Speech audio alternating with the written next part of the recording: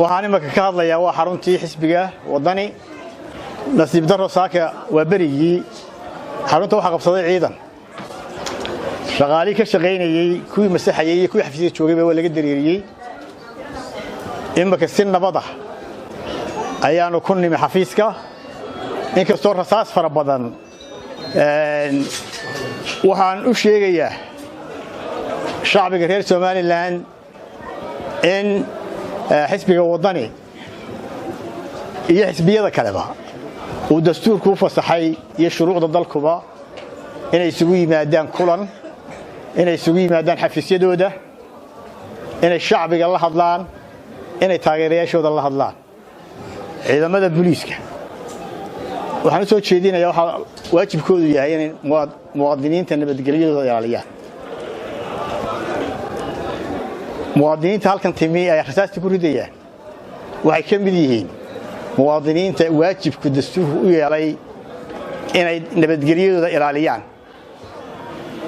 waxaanu kala shaqayn doonaa nabadda waxaanu xaq u leenahay xisbi siyaasi ah oo ajenda siyaasi leh oo dalkan horumarkiisa iyo nabadiisaba ka shaqaynayaanu nahay marka taageerayaasheeda inaanu gaarsiino ahdaafta xisbigaanu xaq u leenahay inaanu u warranaanu xaq u leenahay waxaan u sheegayaa dhammaan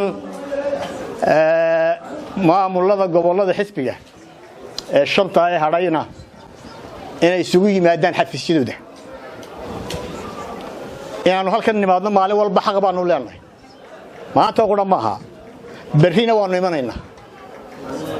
goboladoo dhammina way isu imanayaan xafiisyadooda isugu imanayaan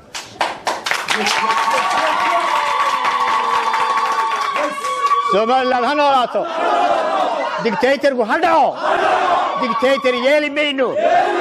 sharciga in lagu tuta yeeli mayno doorasho la'aan yeeli mayno